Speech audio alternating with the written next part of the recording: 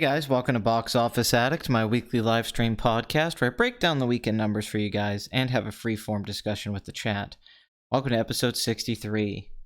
Alright, how you guys doing this week? Hold on, let me fix this. Stream starting soon. It's already started. I'm a dumb fuck. And let's get rid of the Kanye. And there we go. We got the box office up. Sweet shit, bro, motos. Hey, so guys, I've decided I'm gonna bring fag back. You know, I don't know when the gay community had a meeting and agreed that fag was no longer appropriate and we couldn't insult each other with that anymore. Because apparently they don't think it's insulting to tell a straight guy that he's gay.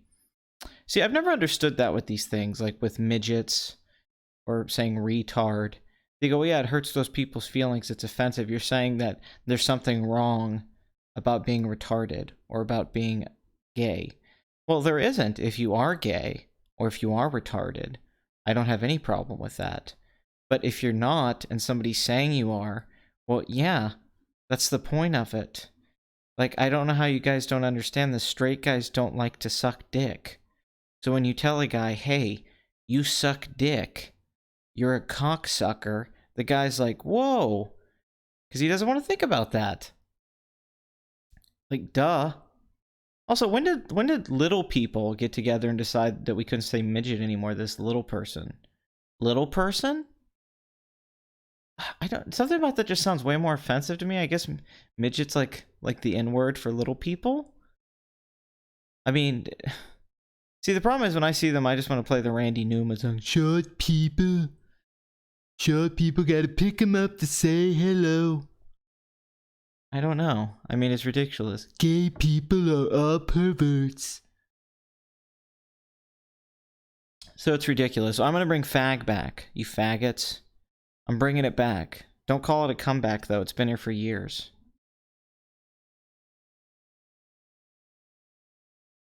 Can you break down the unfathomable and unarguable discovery that Russia hated The Last Jedi?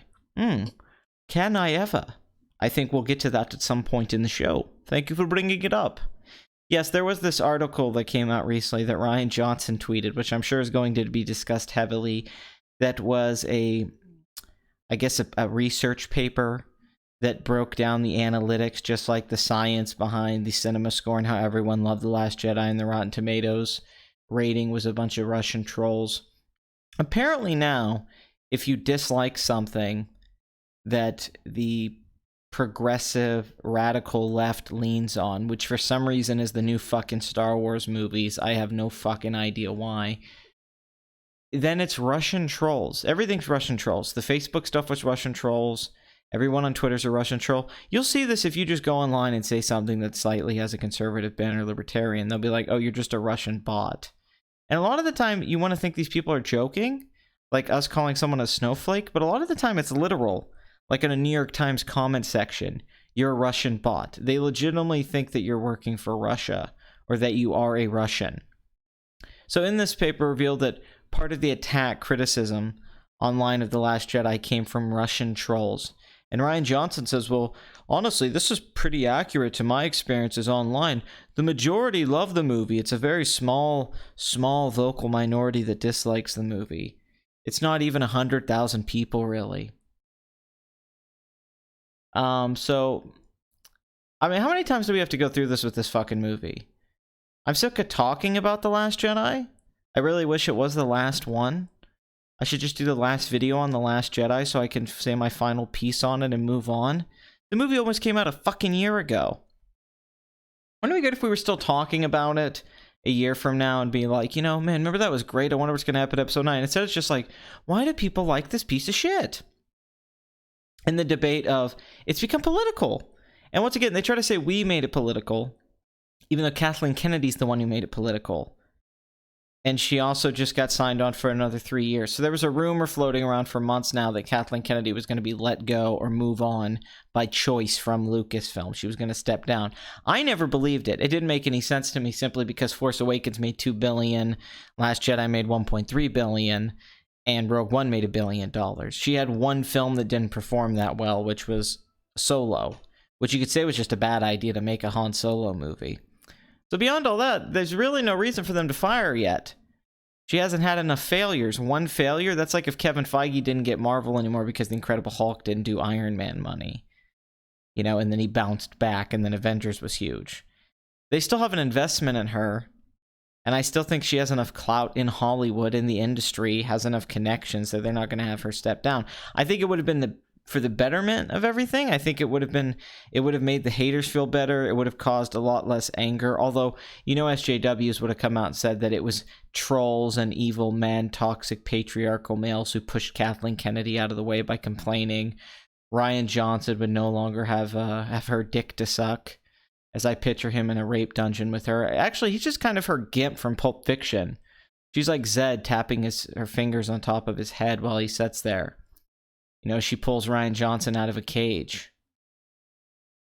All right, you know, actually, I'm going to have to do an edit on that. You know, Bruce Willis comes down with the samurai sword, but he has a lightsaber. And it's playing like Duel of the Fates. Where Marcellus is getting raped. Amazing. I hate the whole thing too, Funny. You are a Russian bot. I'm sorry, Funny. You just confirmed Russian bot status. That sucks. In Soviet Russia, Star Wars hates you.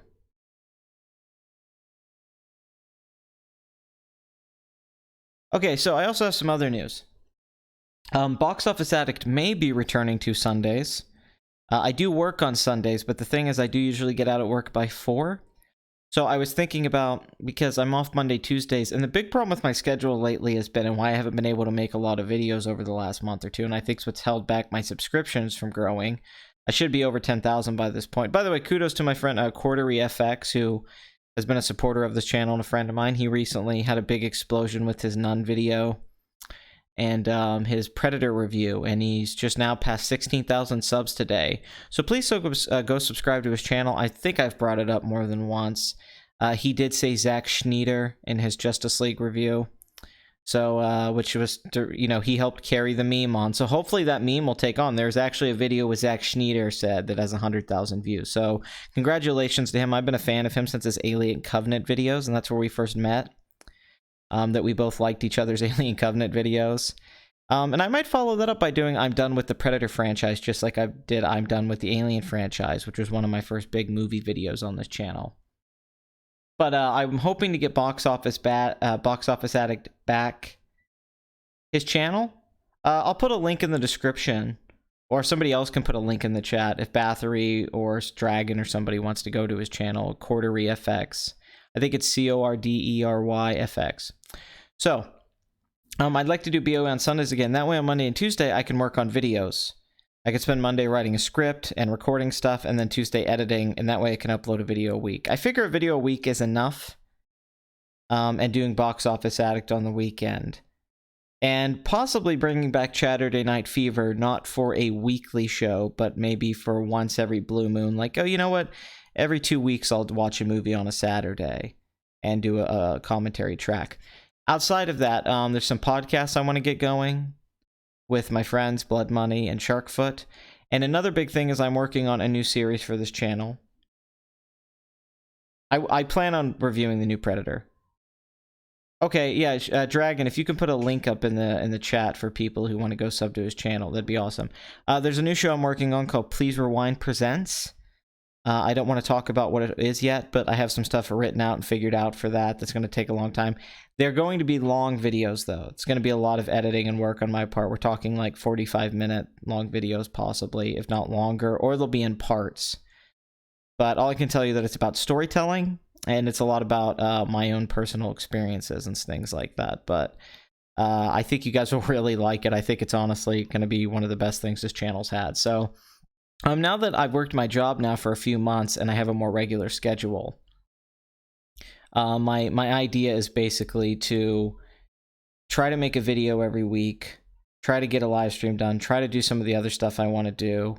Now that I have a regular schedule, now that I know what times I can get home, how much time I have to do things, I can start having a more regular YouTube schedule, and hopefully going into 2019, we can pass that $10,000 mark. We're only about 420 subscribers away from 10,000, so let's try to get it out there. And hopefully, you know, this channel should have grown a lot more since I moved here a few months ago. My channel really got stagnant because I just quit making videos. I mean, I think I've done 3 reviews in the last 3 months. That was Mission Impossible, Crazy Rich Asians, and Upgrade. And I didn't even review those movies when they came out. I reviewed them after they were out for, well, except for Mission Impossible. But yes, that is correct, Bathory. That Ex Machina video will also get made. I mean, that's just been the issue. I haven't had time to edit. A lot of those videos would take a lot of editing. And I get tired when I come home from work and I have other things to do and I just don't have the hours. But I'm going to try to make my schedule so I can spend a few days editing something after I record the audio and then upload it. That's the idea. Okay, we'll just put it in the comments. That's fine. It'll be in the comments. Go subscribe to his channel. Big fan of him, and he has an Australian accent. So there you go. And I think he wants me to be on a couple podcasts that he's working on, so I might appear on that channel. So just sub for that reason alone too. There's a lot of podcasts and shows that never took off that I pitched. Real Discussions of Blood Money, the Cult Film Video podcast that we worked on, that we never made. Although I think it would have been a great podcast. I'm just going to try to be more consistent with my stuff now. If I'm going to say I'm going to do a podcast, if I say I'm going to do a show, so I'd like to do more essay videos like the Lost in Translation video. I would like to do more movie reviews, and I would like to do more live streams and shows with co-hosts. So that's yeah, maybe Bathory can post it. She can. There's my girl. So basically, I just want to upload more. I want to try to at least do 4 videos a month. And get something new going because I'm getting really burnt out at my job. I'm getting bored of the just repetition. And so I got that bug again to make stuff, which is why I originally did YouTube to begin with. And maybe I got burned out with YouTube, but I feel inspired again. I have a lot of ideas.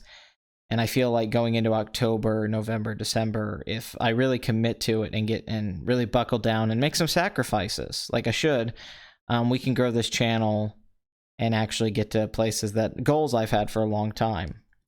And yeah, hopefully that works out. Really, it's been the main issue has just been my computer editing thing. My computer hasn't been running too well lately. I work a lot more and I just moved to a new place and I just wasn't set up. But, you know, like anything else, once you get in a groove, then you can keep doing stuff. So I just got to get in a groove. That's all it is. I don't know about Wild Smile. We haven't talked. You guys are going to have to keep bothering him. I mean, we talk on Twitter, but last time I DM'd him, I don't think he DM'd me back. I'd like to have David Stewart back on. That's been a plan. I'd probably even like to do a show with David Stewart. I think me and him could do a good show together. So, you know, there's still so much to do. I've let my channel kind of... Were you also going to bring back your favorite movie? Yes, underrated classics and my favorite films will come back. You know, those were just both disappointing. I put a lot of work into underrated classics, and even though some episodes have 5,000 views, like the Goofy movie one, and my favorite films, there's a couple that I've used. Those are my favorite videos I do, and they just never get a lot of views. I worked really hard on that Fright Night video, and it's got like 400 hits. And then I do Star Wars Fans Did Nothing Wrong, and that gets 30,000 hits. So it's just upsetting. I know I shouldn't care as much about views, but I feel like my favorite films and underrated classics are a great representation of the good stuff on this channel, and nobody really watches them. So it's just upsetting. I think it might just be the titles. I don't think it's the videos themselves. I think they're good videos. I'm happy with those videos. Particularly like my American Graffiti, Back to the Future, that kind of stuff. I think I did a great job on. I'm very happy. But, you know, I should have stuck with reviews more. I'd like to do more essay videos like the Lost in Translation one, though. I'd like to bring back my favorite films, underrated classics. I just got to stick to that stuff. You know, I stuck with Box Office Addict consistently, and it paid off. So I realize now that I need to just be hard on myself and say, hey, you got to do an underrated classics this week. You got to do a, you know, and I might just do them week to week. Maybe I'll do 1 week Please Rewind Presents, another week as a movie review, another week as underrated classics, and another week as my favorite film. And that covers my 4 videos in a month thing. So that's probably the way to do it right now. But I am working on a video right now on Good Will Hunting. I've got somewhat of a script written for that. And it's just been editing's holding me back. It's not recording. So I guess I could do live stream more, but I'm tired. I would like to do more Saturday Night Fever, yes. Well, that's fine if he's been distracted. That doesn't bother me. The Gladiator review is going to take a long time. Good title on what? This show or Please Rewind Presents? It's going to take a while to do that. That Gladiator review would be like a 3-hour, like, Mauler-esque video. It would just take a long time. I do want to do that. Mainly, they're going to be shorter videos. They're probably only going to be about 10 minutes. The only one that's going to be long is Nightmare on Elm Street, the first one. The only one that, even though I love Phantasm, don't get me wrong, huge Phantasm fan. The only one that's going to be more long is Please Rewind Presents. Those are going to be pretty long, and they're going to take a while to work on, so there'll probably only be about one of those a month, or even 2 months, depending. Yeah, Please Rewind Presents. I like that title, too. But I plan on doing that show. It's something I've wanted to do for a long time. I've thought about it for months. You possibly will get the Patrick Willems parody. Yes.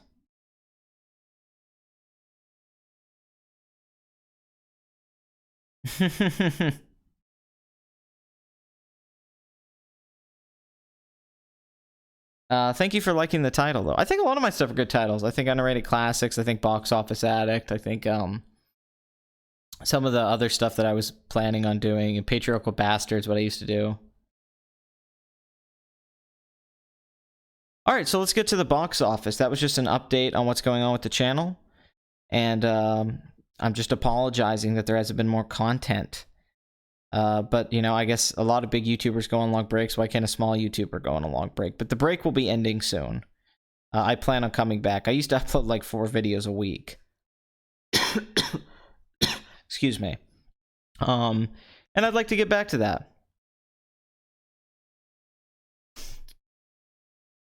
Yeah, FLC Alternative sucks. That's my thoughts on it.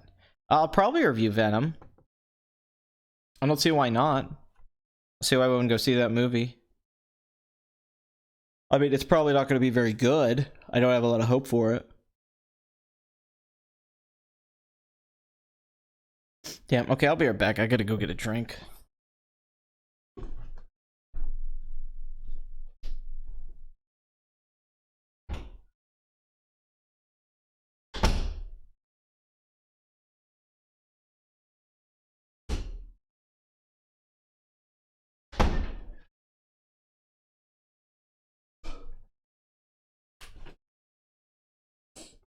Alright, guys, Deputy Winston back, guys, alright, for the party. There's not enough vodka in my Mountain Dew, man. Alright, very interesting week at the box office. A lot of success with some movies continuing. And then other movies that I guess are opening kind of disappointingly. Well, that's what some people are saying. I don't really see that. I think a lot of things are doing well right now, but... And some big drops for other movies, so... Where do we start? Black Klansman from Spike Lee. This is now his most successful film since Inside Man. I guess this is now his second most successful film in general. I get, you know, unadjusted for ticket price. I believe Malcolm X probably made more than this. With a $15 million budget, the film's made $47 million domestically, could make 50 and 80 million worldwide. Will it reach 100 million? I don't know, but I'd say this is a lock for a few Academy Award nominations. Even though this film's insane, but I could see it having a long shelf life. Hotel Transylvania 3's made $511 million. That's the biggest Adam Sandler film. Ant-Man and the Wasp has made $621 million. That's very good. That movie held on. Incredibles 2 has made $1,209 million worldwide. That's huge. It's the second most successful animated film of all time. Mission Impossible Fallout continues to do really well at the box office. $219 million domestic, unadjusted for ticket price inflation. That's the biggest of the franchise. Worldwide, $789 million. So it does look like this will make $800 million. So this has reached the ceiling. This film has reached the highest level of its expectation, at least worldwide. If you followed the tracking on this movie, and what a lot of people were saying in their analysis and stuff like that was that, you know, this film, 230 mil domestic, 800 million worldwide, was the high end.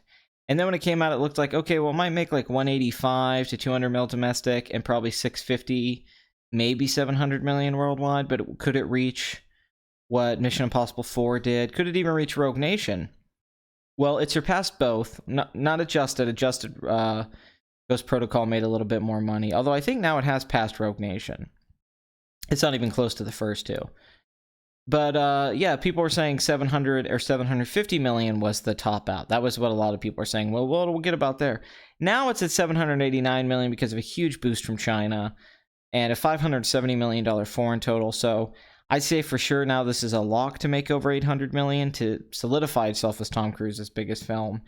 And that was the sky for this. That was the big thing. The highest expectations I saw, everyone said 800 million.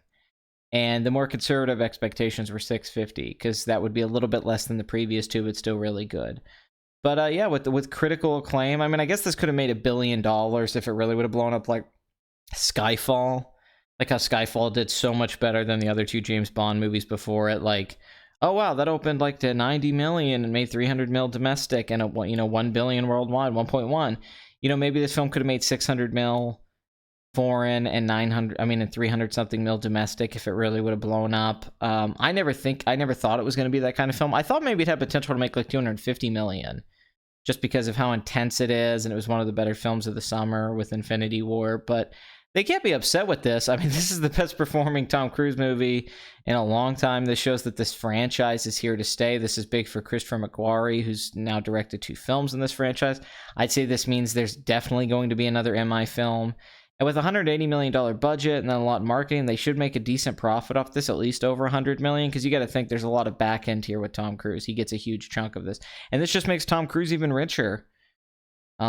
But yeah, this is one of the best reviewed films of the year. Maybe it'll get a couple Oscar nominations in technical categories. It should be able to make over 220 mil domestic, and everyone benefits from this. Henry Cavill really needed this. This breaks him out of the Superman thing. Rebecca Ferguson will hopefully get a movie star career that she's deserved since Rogue Nation.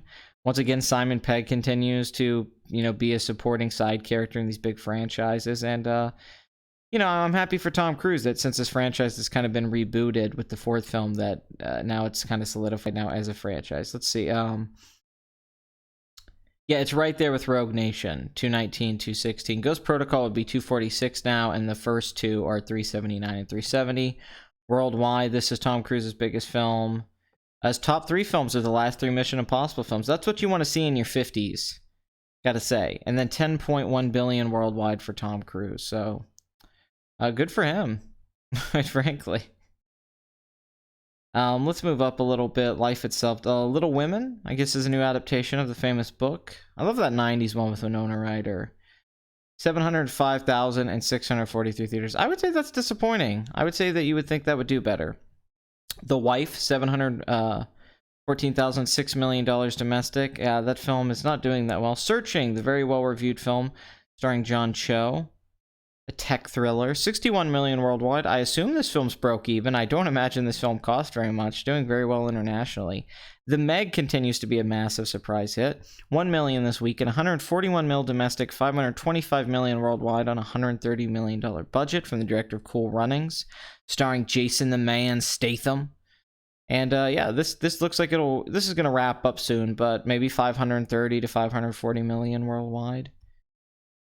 My Hero Academia, 2 Heroes, the very popular anime series. It's extremely popular. It's maybe the most popular thing right now. Everyone's obsessed with it. 535 theaters, 1.3 million. That's on par with a lot of animes like Naruto or other animes that get a theatrical release with an animated film or episodes put together. This isn't bad. Yeah, I mean, it definitely could be better. Nothing's ever really reached the heights of like Pokemon when that came out, the Pokemon movie. But granted, nothing's been like a cultural phenomenon the same way really since either. Peppermint, 1.7 million this weekend, 39 million worldwide. The film's not doing too well from the director of Taken.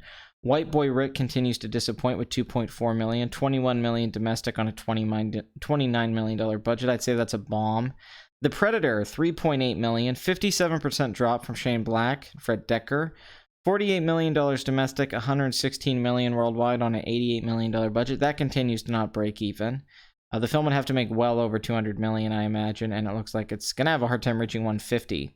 Crazy Rich Asians is one of the most successful films of the year from Warner Brothers, and one of the most successful romantic comedies in a decade. 4.1 million, 35% drop. $165 million domestic, $219 million worldwide on a $30 million budget. This is a massive hit, especially domestically. Sequels are coming. Hellfest, $5.1 million in 2,200 theaters. That's a really wide release for only a $5.6 million opening weekend. Great poster, though. $5.5 million budget, though. I still don't think that's great, though. Gregory Plotkin, who directed Happy Death Day and Paranormal Activity: The Ghost Dimension. Happy Death Day made $122 million on a $5 million budget, so... Guys, that's some success. This is the art film I get to make after Happy Death Day. The Nun is now the highest grossing film in the Conjuring franchise worldwide, not domestically. I don't think it'll reach the first film's domestic total. $5.4 million, $22 million budget, only a little bit more than the first, a lot less than the half of what the second one cost. $109 million domestic, $329 million worldwide, passing the $320 million totals of the previous two films. With that budget and every, even with marketing, they've already not just broke even, they made a profit. This film could easily make $400 million worldwide. Imagine if this film had actually been good. Like, if people would have loved it and didn't drop so bad domestically, this film could have easily made $150 million domestic and like $500 million worldwide. But it's still a huge hit. They should make a heck of a prop. This is huge for James Wan, who's a producer on this. He directed the two Conjuring films. Going into Aquaman, so he's having a good year right now. After the massive opening weekend, you knew this was going to do well. It's past the second film domestically. But that worldwide total is where it's at, and it shows once again that horror is back in a major way, especially internationally. Horror films are doing really well worldwide. I mean, a lot of them have been making $100 million domestic more than I think ever. But internationally, they've all been bringing in like over 200, some of them over 300 million. And then you think about how successful It was. So the advice right now, make a fucking horror movie. Holy shit. A Simple Favor from director Paul Feig, starring Anna Kendrick, $6.5 million this weekend, $63 million worldwide. That's in 3,000 theaters.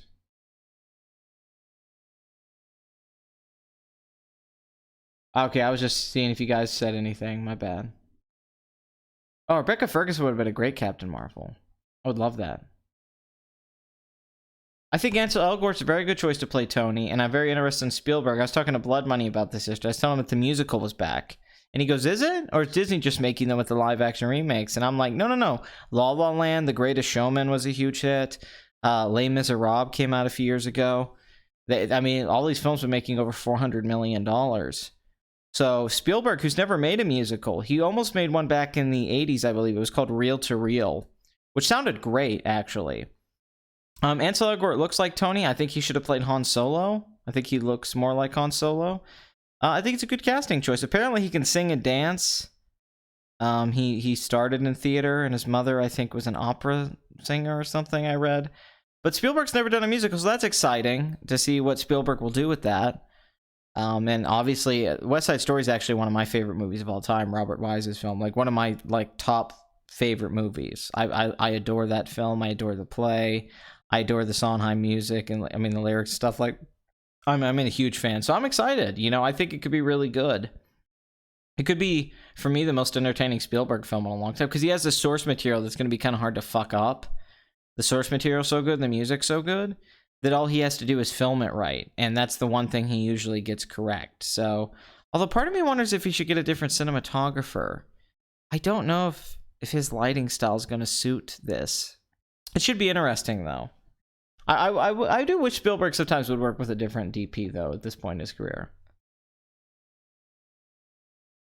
Sicario 2, I did not see.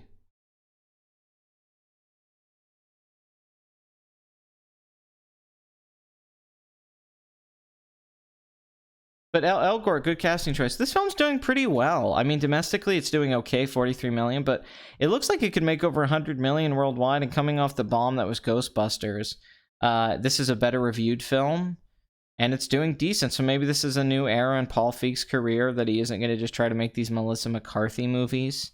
And Anna Kendrick, I think, has just always been on the edge of just being a full-blown movie star like Emma Stone, but it's off and on. I think she would have been better as Belle in Beauty and the Beast. I mean, don't get me wrong, she has the Pitch Perfect franchise, which is popular. I mean, even Pitch Perfect 3 made $184 million on $84 million, I mean, a $45 million budget. But hopefully she has something really blow up for her. But she's been in a lot of big movies, you know, Up in the Air, The Accountant. So this film's doing all right. A House with a Clock in Its Walls had a very big drop in its second weekend from Eli Roth, which is more than I expected, honestly. I thought this would play well going into October. $12.6 million, 52% drop, $44 million domestic on a $42 million budget, which is the best thing about this movie, is that modest budget. $54 million worldwide. I don't think it's opened everywhere yet. So last week, this looked like this was going to be kind of a little hit, like maybe make 80 mil domestic and 200 million worldwide. Now I don't know. Now it looks like it might wrap up at 60 something million and maybe 150 million worldwide. So it's tough. It's tough to call yet. Jack Black, Goosebumps did well, and obviously Jumanji was a massive surprise hit. And he has the Kung Fu Panda franchise. But really, Jack Black hasn't been in a lot of huge hits over the last decade. I think it's more people think about how big like School of Rock was, because now adjusted School of Rock made 124 million. That's still kind of his biggest solo outing. He really, if you look at this live action wise, until Jumanji, which is now put him in a new place. He really has a big franchise now, but all of his biggest films are voice work and animated films, like all of this. And stuff like Gulliver Travels was a bomb. Tropic Thunder actually didn't do as well as I think people think it did with its budget. Tropic Thunder cost over 100 million to make. It just had good reviews. So after a surprisingly good opening weekend, it seems like this is balancing out and kind of performing more of what people thought it would. Smallfoot, the animated film from Warner Brothers, has a $23 million opening weekend. I don't know what the fucking budget of this movie is. This film's 87 minutes long, 39 million worldwide. I remember seeing the trailer for this in the theater. Does anyone know the budget of this movie? She's always cute. Let's make that clear. Anna Kendrick is always cute.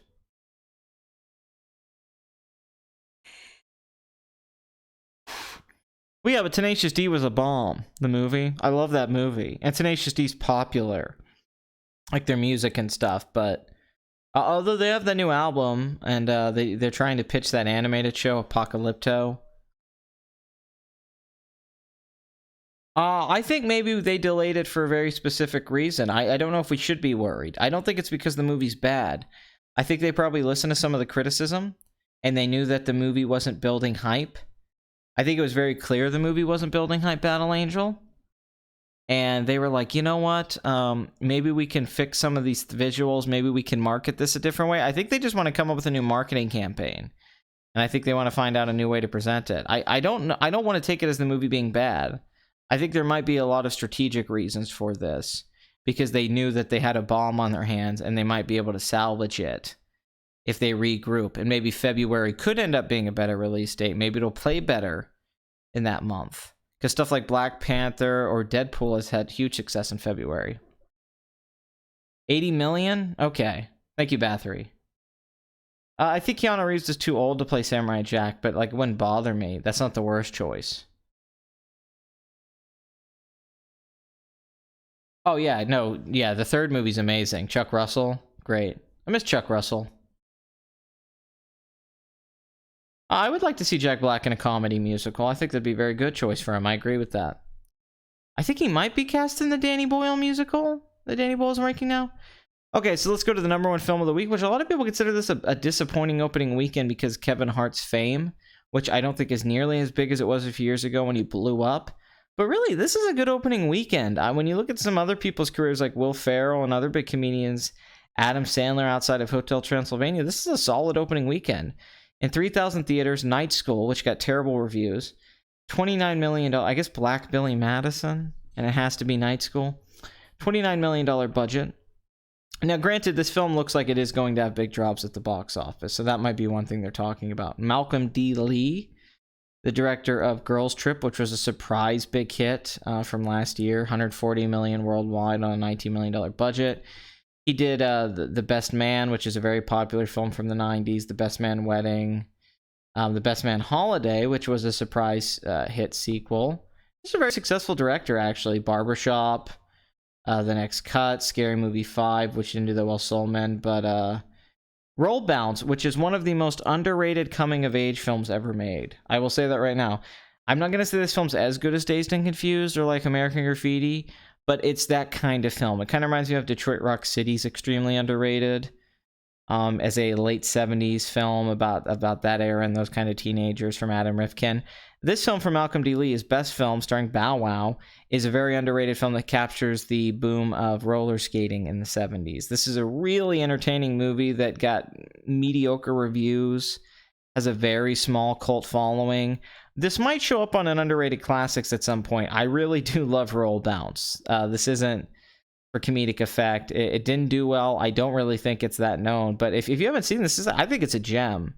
If you like movies like Dazed and Confused. And I also think there's a lot of reason. I think that Taking Woodstock by Ang Lee was very underrated. Same kind of film I loved. And I think this is a lot better than something like Adventureland or something like that. So give Roll Bounce a chance. This guy's not a bad director. Undercover Brother. These are really well-made films. I actually like these first three movies quite a bit. I don't like any of these films, but and the Barbershop Next Cut, which actually looked like it should have done a lot better considering how big that series was, and Ice Cube. But here he is directing Night School. This is one of his worst reviewed films, actually. And for Kevin Hart, this isn't one of his biggest opening weekends for sure.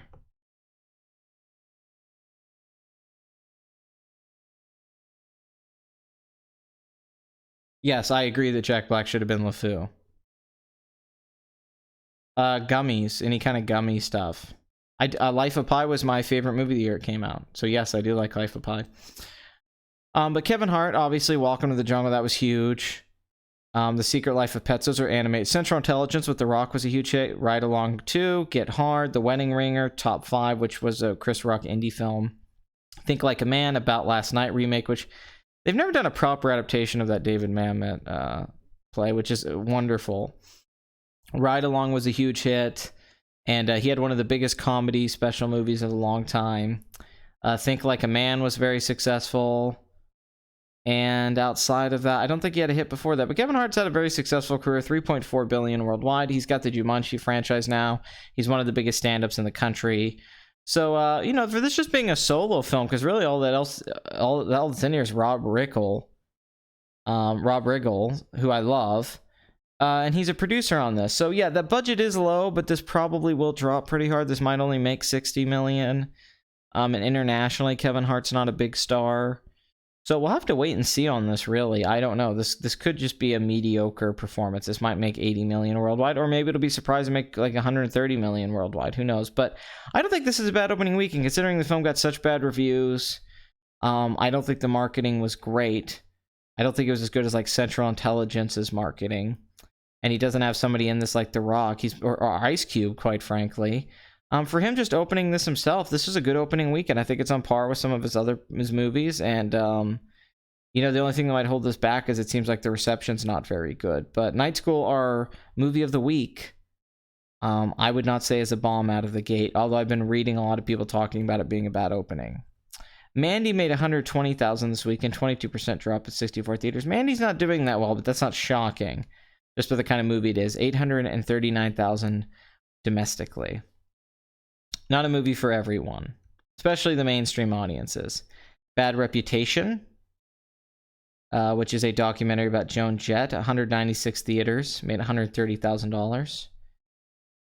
Assassination Nation's already dropped 80% in its second week, and holy shit, in 1,000 theaters, 206,000. That's insane. It's a terrible performance.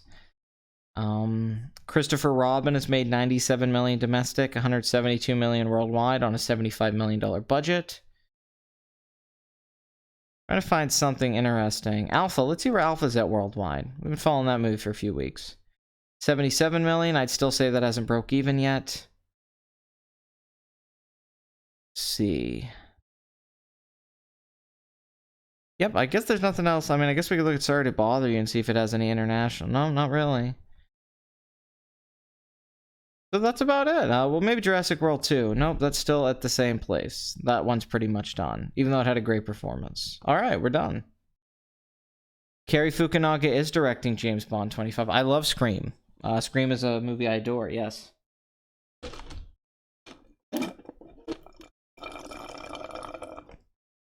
I will say, you guys all know if you listen to the show and hear me on this channel that I love Cary Fukunaga. I love True Detective. Well, his work on True Detective. I have a lot of problem with the writing. I love Beasts of No Nation. That was my favorite movie the year it came out. I love his Jane Eyre movie.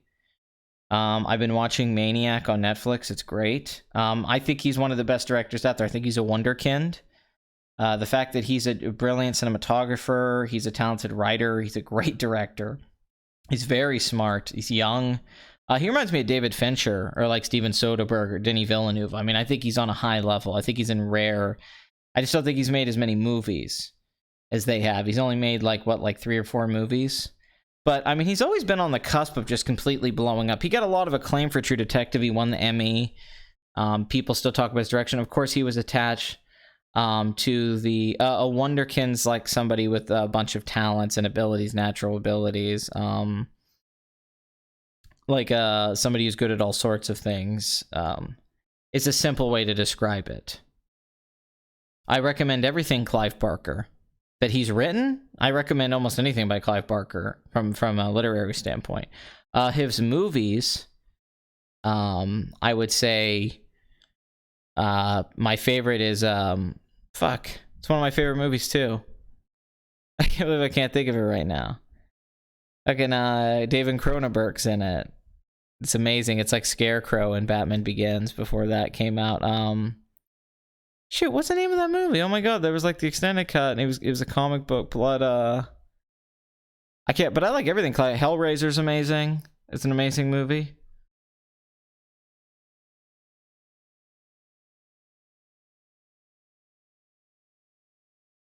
But yeah, Hellraiser. He only made 3 movies, and they're all good. Clive Barker's extremely talented. Also his collaborator Bernard Rose, who made Candyman and Paper House. If you're a fan of early Peter Jackson stuff, if you're a fan of Guillermo del Toro stuff, I think you should check out Clive Barker stuff. I think it's in the same ballpark.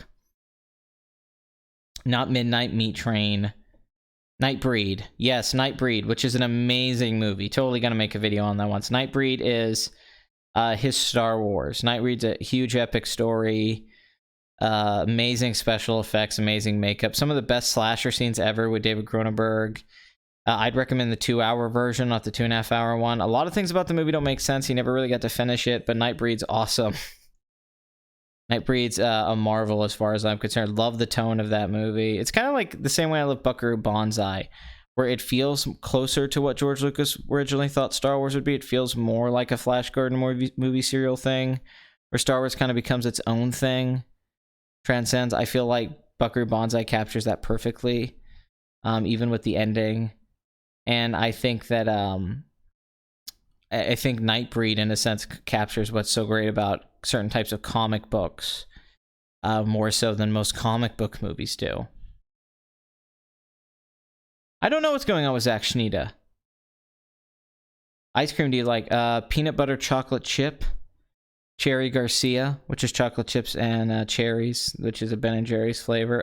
Rocky Road, mint chocolate chip. I like strawberry ice cream. Stuff like that. There was something I was talking about before I got on the Clive Barker thing, and I can't remember what it was. My bad.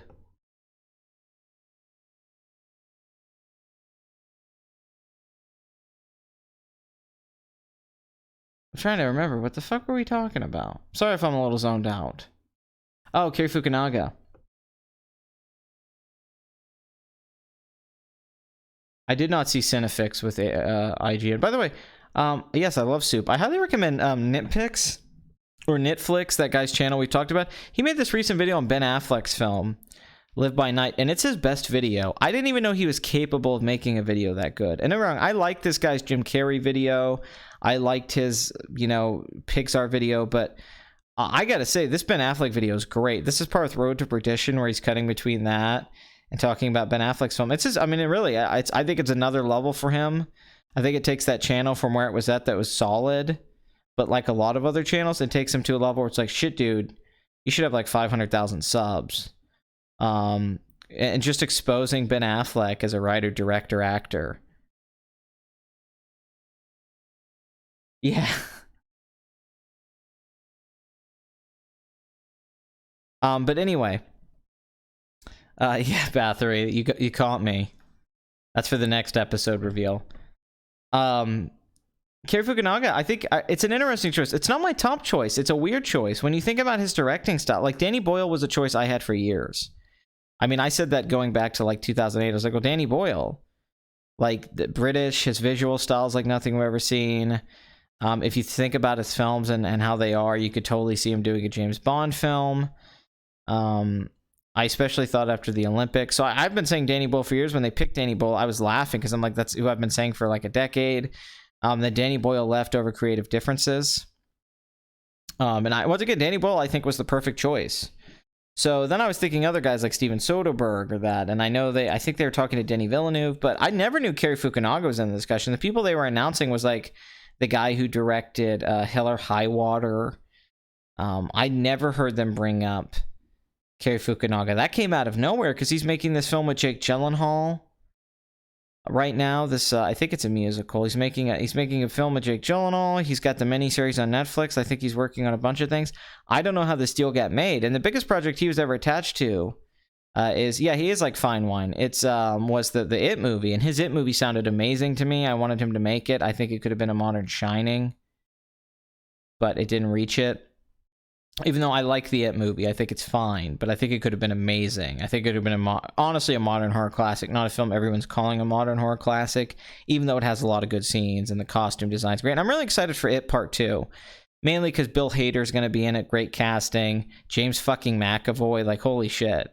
And with the adults, things should be able to get a little bit more surreal, and it'll probably have a bigger budget. So I'm excited for Part 2. I think it's going to be, hopefully it has the good cinematography. I like Bill Skarsgård as Pennywise. Just wasn't expecting Fukunaga. Does that mean there's going to be a tracking shot in this? The way he does in Beasts of No Nation, which I think deserves several Academy Award nominations, like 8, including Best Actor, Best Director, Best Cinematography. Is he going to... is this going to be like True Detective stuff? I mean, he's amazing with color. His camera works great.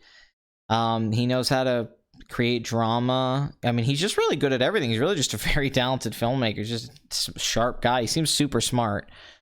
So it's a great choice. It's just an unexpected choice. And I don't know what his James Bond movie will look like, but I certainly think it's a better choice than Sam Mendes or anyone else. And I think he's the first American director to be directing a Bond film. So that's interesting.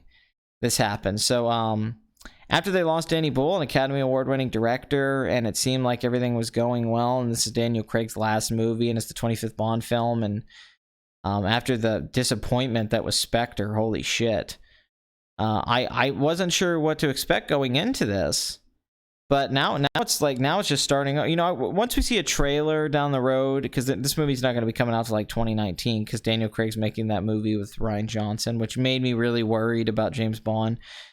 But now it looks like, I mean, hopefully there's more of levity and humor to this. I think one thing is that darker Nolan-esque clinical tone caught up to them real bad. And I think that's really hurt them in the last film. I think they need to go a little happier, a little bit more Marvel, as much as I hate to say it, with James Bond, more colorful. But yeah, Fukunaga's, is phenomenal director. He has yet to make anything I think that is bad. And I think he's so talented that even if the film's disappointing, it's still going to be better than Spectre or like Quantum of Solace. And that's how it's been going with Daniel Craig films. Casino Royale was good, Skyfall was good, so the numbers should say this film should be good. We're going off that. So hopefully it is. I'm really excited. I love James Bond. I think he's one of the best directors working today, and I'm just curious about him making it. I guess I've always wanted someone like Alfonso Cuarón to do it, so I guess he's kind of that way. It's just, he's more of like an artsy director than they usually get too. But it worked out with Sam Mendes going down a certain, which I thought Danny Boyle had more in common with that. This is something they haven't really ever picked a director like Cary Fukunaga.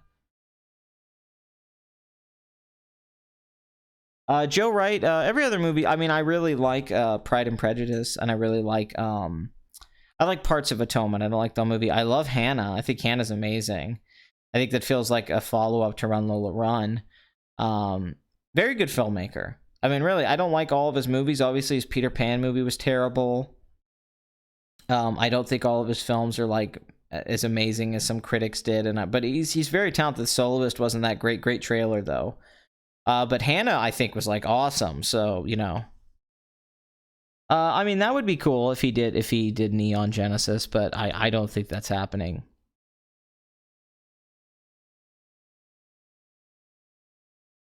I once asked Patrick Willems if he would make a Last Jedi defense video, and he said the film would age well and other people would defend it. Yeah, I don't agree with that. I'm so sick of that premise that this film's like Empire. They got mixed reviews at the time and people hated it, or they bring out, or like Blade Runner. People saying 20 years Last Jedi is going to be loved. I think the total opposite, especially with the internet. Everything's been criticized. What are people going to have defenses for these like undefendable criticisms that I mean, I think Mahler's just even solidified it. But yeah, I don't see how in 20 years people are going to go, you know, all those terrible things about The Last Jedi are good now. I think it's just going to get worse with time. Maybe there'll be a point I think people now are trying to defend it and say it's a good film. I think it was critically acclaimed, right? It got like 4 Oscar noms, and a bunch of people like Patrick Willems praise it, or just right. So a lot of people are already saying it's a great movie. So if anything, the reputation could just go down. Don't get me wrong, a lot of people hate it. But if you're just looking into the mainstream, it looks like it was a loved movie and it made money. So I think the opposite. I think it's only just downhill. That's like trying to say like the pirate sequels are going to age well. They're not. I mean, and I would compare it very much to that, like the second Pirates of the Caribbean film. I think that's I think people say that stuff hoping that because they don't want to, because they can't defend the film in the present. That's saying I don't have any good arguments for all this stuff about the movie being terrible. So in 20 years, people are just going to say it's great. No. You're going to look like a moron for that video in 20 years when you're old and people are going to be watching it like, what a retard. Oh, what a fag, because we're bringing it back.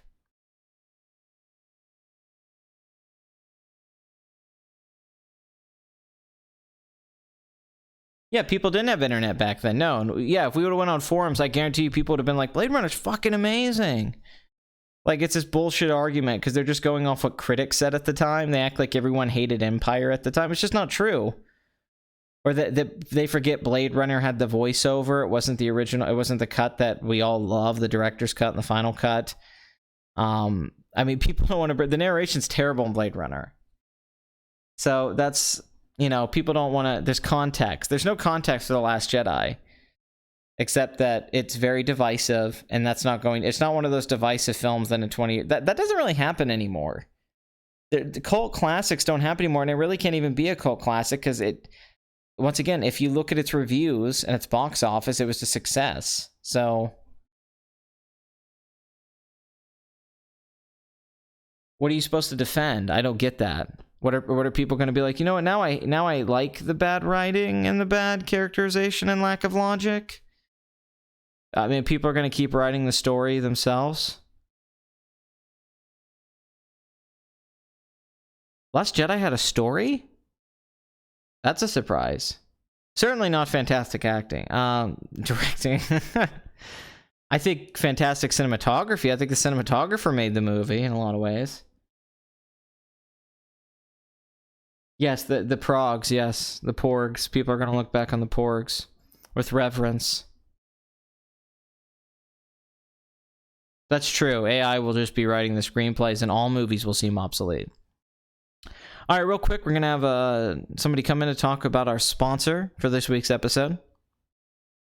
Okay, folks, we're here to talk about Blue Apron Gang. Okay, I know you've missed me. I've been really busy. I've had a lot of stuff going on. Okay, I'm getting ready for the holidays. I don't celebrate Halloween because it's Satan's holiday. Okay, I don't like Halloween. Anyway, I've been spending a lot of time with my wife. She's a doctor. My kids want to go out for Halloween. They're like, Daddy, I want to dress up as Mitt Romney. I'm like, even though I support what you want to do, we're not going to do that, okay? All right, gang? Okay? They always think I want to go out and do some Scooby-Doo gang stuff. Go to a haunted house, folks. That's not true. Okay? So let's talk about our sponsor, Blue Apron. Please keep Blue Apron, folks. It's only $398 a day. You can afford that. It's really affordable. You just have to be good with your money. You just have to understand economics, okay? You just have to read like some Thomas Sowell, Henry Hazlitt. Okay, folks? All right? Okay? Or be Jewish. Just saying. Okay? Okay, never Trump her. All right.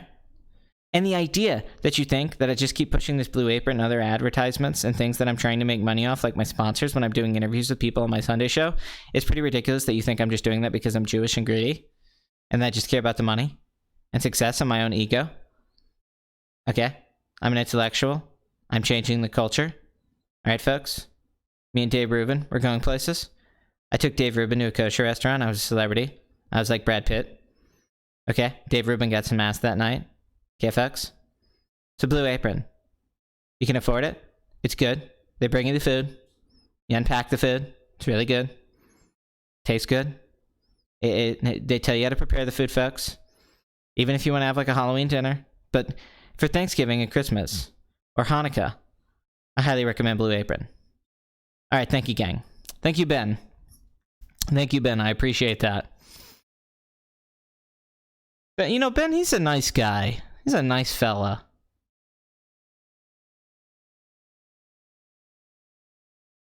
You do need more Blue Apron. Yes, I have Blue Apron. I live in a box because all of my money's gone to Blue Apron. But I've been eating Blue Apron in my box home, and it's great. I love Neon Demon. Calories don't care about your feelings, folks. Alright, you can will those calories away.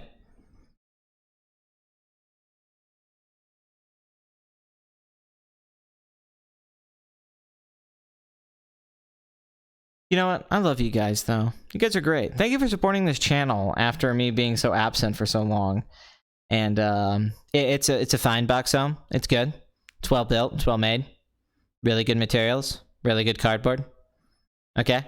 I'm ready for all sorts of weather conditions. It's gonna be good, folks.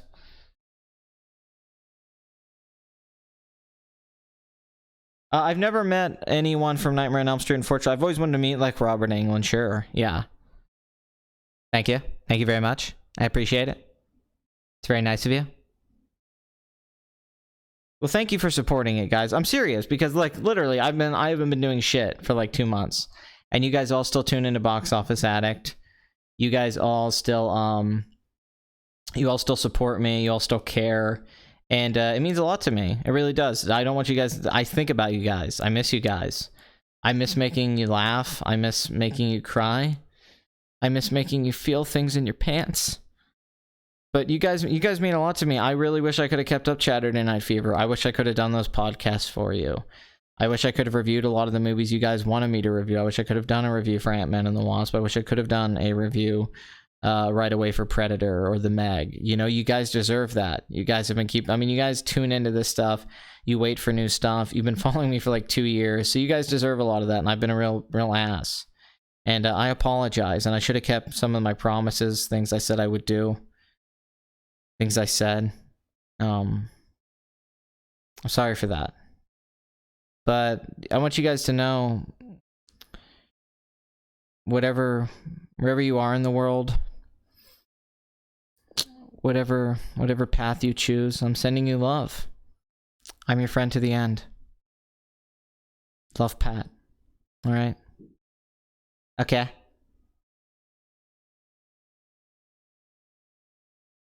I feel like Natalie Portman in that rap video, you know, like, and all the dudes, yeah, I'm talking to you. Natalie, we love you. I want to fuck you too. I feel that, and like, and all the subs, you know I'm talking to you.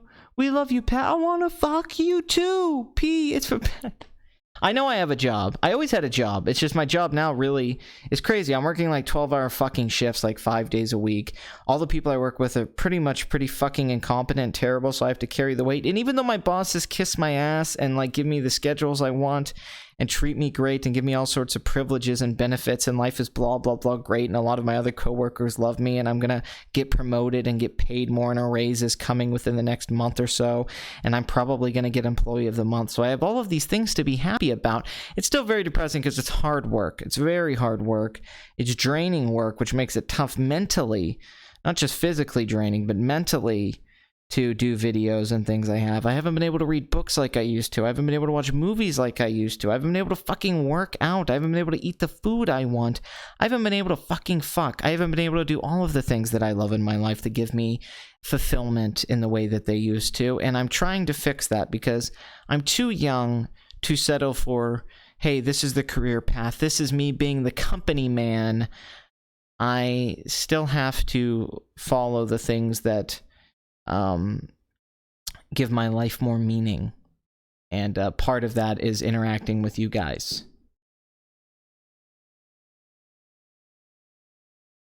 I do want to do more live streams, for sure. I did sell merch for a little while. I still want to sell the Please Rewind beanie. I'm just trying to be honest with you guys. One thing I try to be is honest and not fake sentimentality. I try to be sincere. And give you the real things. Because, you know, the thing is... Yeah, no, well, I shouldn't be working 12-hour shifts. I should be working 8-hour shifts. But because a lot of people aren't doing their jobs properly, and that a lot of people have been laid off, I've had to work more. I've had to carry a lot of weight. I'm doing the job of 2 or 3 people on some days, which is just fucking overwhelming. And it's just been getting on my ass a lot lately. Unfortunately. But, you know, I try to do those things because society conditions us. As Kanye said, children get programmed to act and behave. We act, we put on performance. The way we act is we're representing the best part of ourselves. And a lot of time we're not supposed to have confrontations.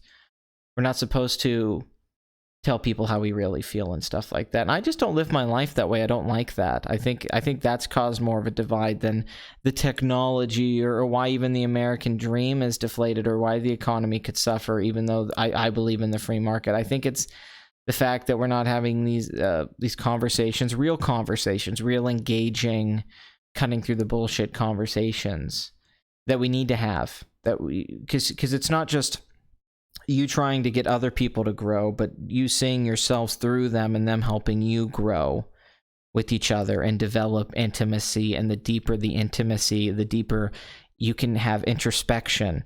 And then you can find a way to be a better version of yourself, actually, not pretending to play a version of yourself that's so fucking great. Maybe you could actually just be great. And things are complicated. No matter how hard you try, sometimes a relationship isn't going to work. As much as you cling on to something, a friendship is going to fall apart. And then you have to make new friendships, and it's kind of awkward because you're like, do I want to go through that again? I already went through all these friendships, and now I'm just starting over again. When's the part where I ask this guy, do you want to hang out? Is that... And what if this one doesn't work out? Is this a cycle I'm going to keep doing? Do I not have the lifetime friend that I want, that I see in the movies or read about? And it's scary. You get scared because you get the fear that maybe, nobody's real with you. When they're nice to you, do they have ulterior motives? What's the subterfuge? If people are even angry, is there some manipulation going on? Or are they just trying to present themselves as that kind of person? And if you're not who you are, then who the fuck are you?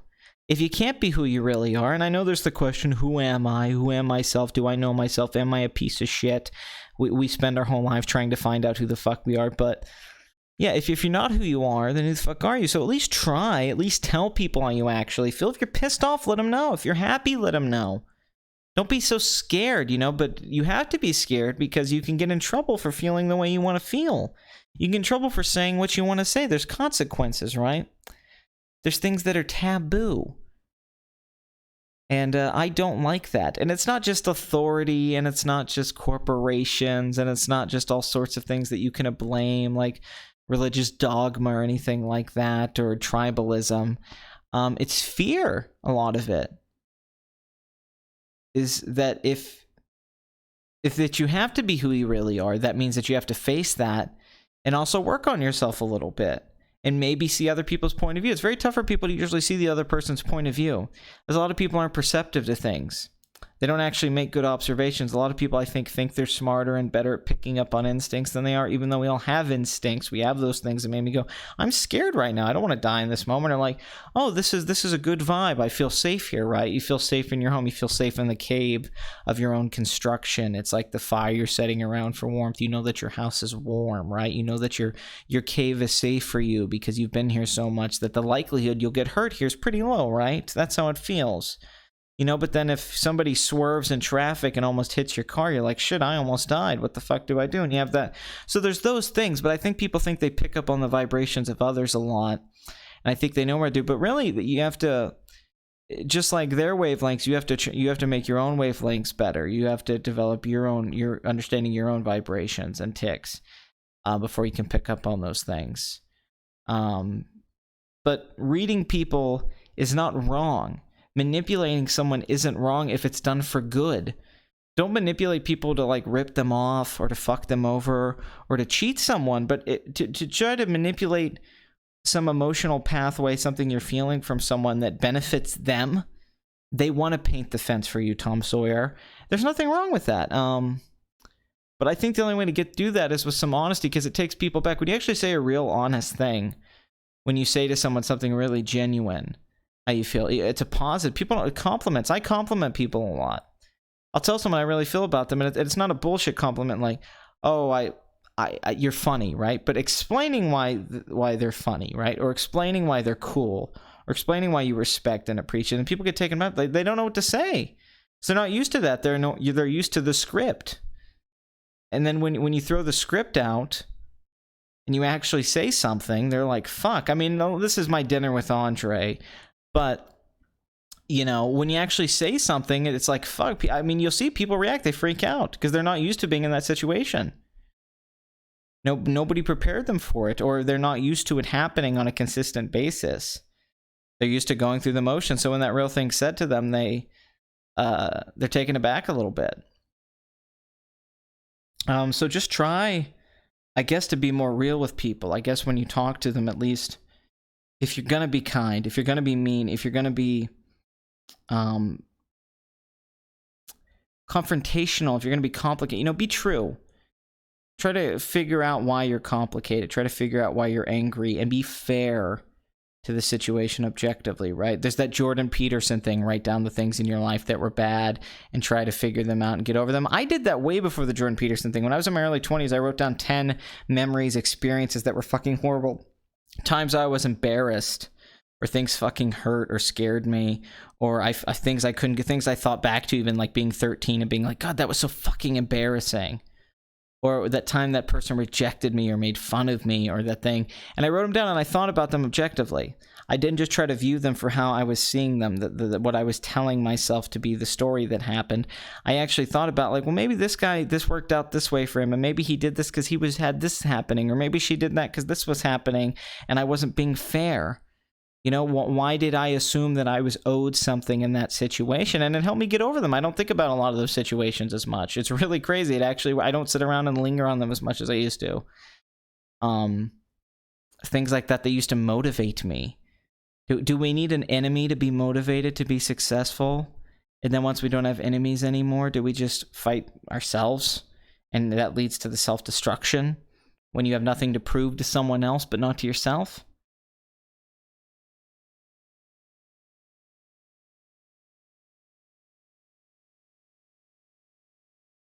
No, I've not played Overlord. Earthworm Jim's great, though. I watched all of Lupin the Third series. I've seen everything Lupin the Third.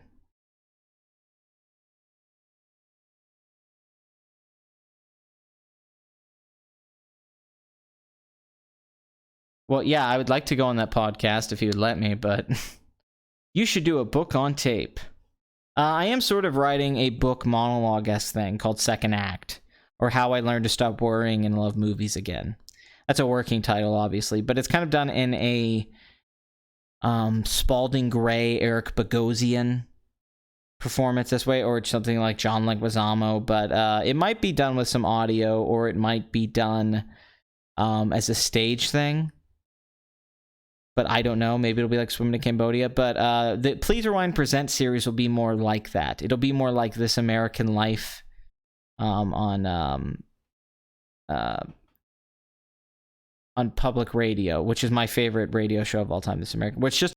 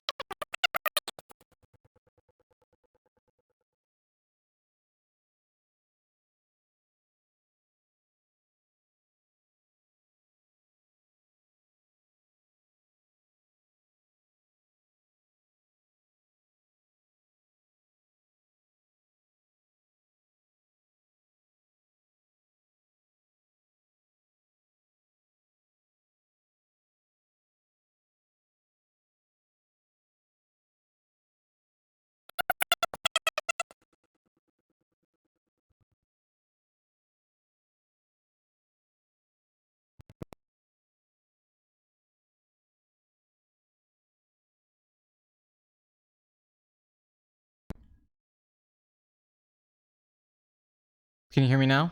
Is it good now? Come on, you faggots.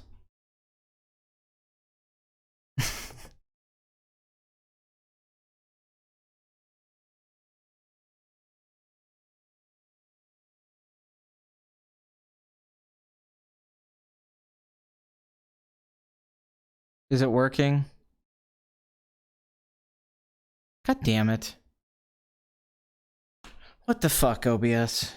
Stop doing this to me.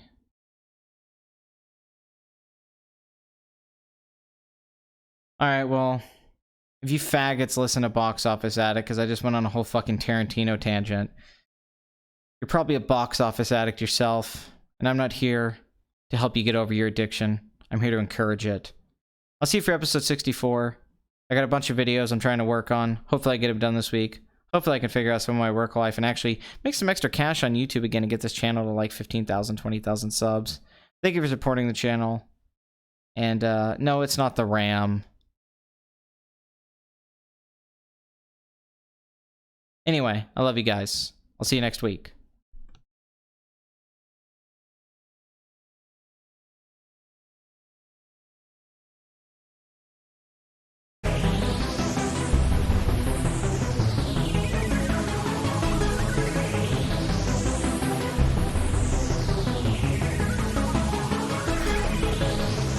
Hey, wait, Terrible Lizard, you're a faggot too. And you should edit my videos for me so I can make more videos. I'll just send you the audio and you edit them. And then I won't pay you, just like I don't pay Bathory.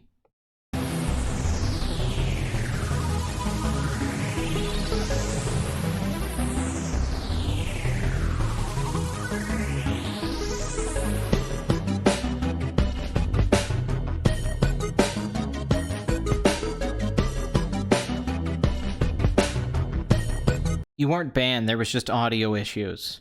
Don't be such a retard, you faggot.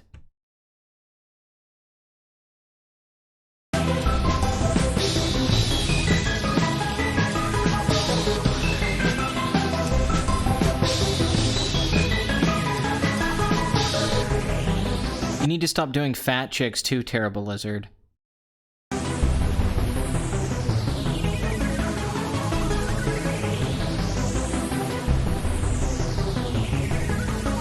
The name of the song is Fuck You. That's the name of the song.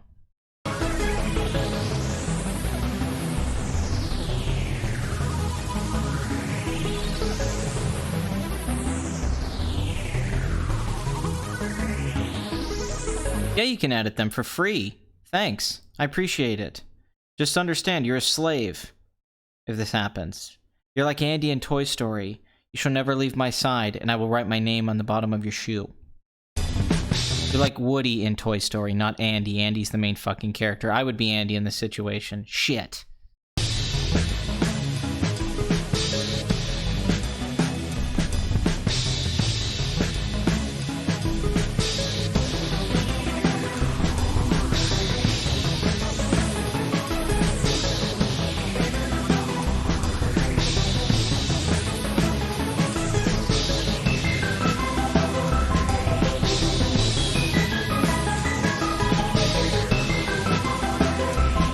This is like those terrible scenes that are inserted in the end credits of a movie from the 90s or something, where the actors like act like they don't know the movie, like, oh, it's still going? What are you still doing here?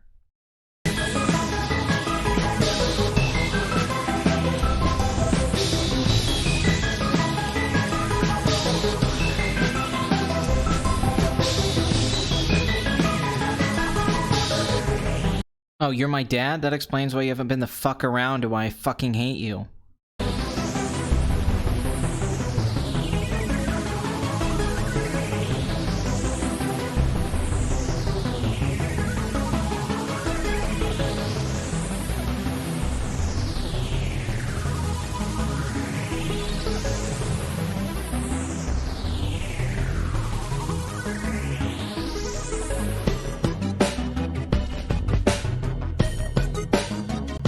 Bum, bum, chicka chicka, chicka chicka.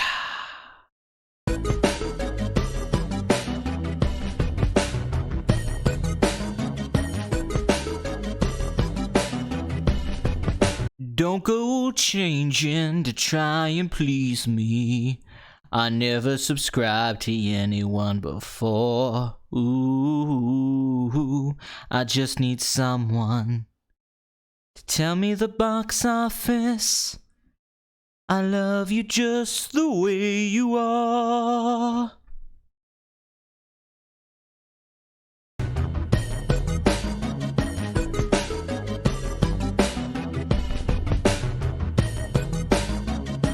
My mom Mike loves to me.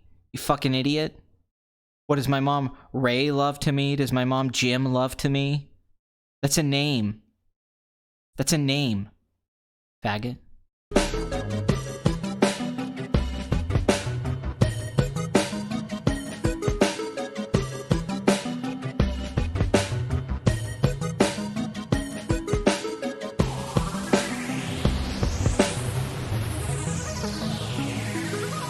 I love the blue people in Avatar.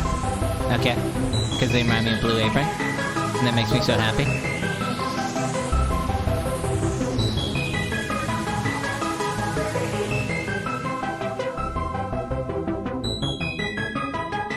I'll listen to it, okay?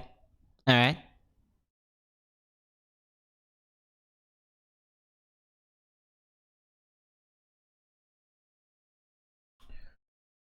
Let's see. Now that I got the show over and I don't have to talk to those fucking assholes anymore, I can actually look at porn on the internet. Okay. Asian twins fuck a horse dog. Ooh, that sounds interesting. That's like those things in The Last Jedi, that movie that I actually love that I tell everyone I hate. I know people might think it's weird I talk to myself while I watch porno, but that's their problem. Oh wow, that is a horse dog. Huh. It both has a small and a big penis at the same time. I don't think those are actual Asian twins, though. I think this is a lie. Some false advertising right there. Oh. Okay, now they just look like they're conjoined twins with how they're going down on each other. Holy shit. Wow. I guess I could just close my eyes and picture whatever I think Bathory looks like again. Or Craig. Or the three of us together. No one ever gives me any super chats. They're all such cheap assholes. I kinda fucking hate them. I guess I'll keep telling them I'm gonna make more content when I'm not because they believe me. What a bunch of idiots. Oh man, this has got really interesting. Now the horse is doing horse tricks. Wow, that's actually really athletic of her. Wait a minute. Oh god, the stream's still on. Shit.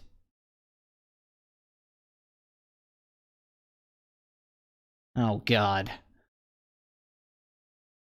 I fucked up. Just JK, you guys. JK. JK.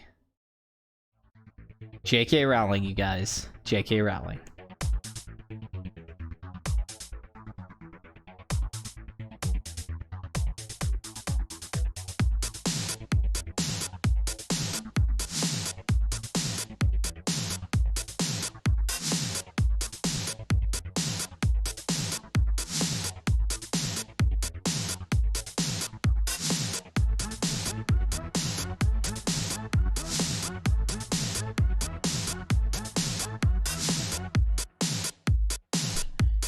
Oh, watching the midget porn's not behind her back. I watch it in front of her because it's the only way I could get an erection around her.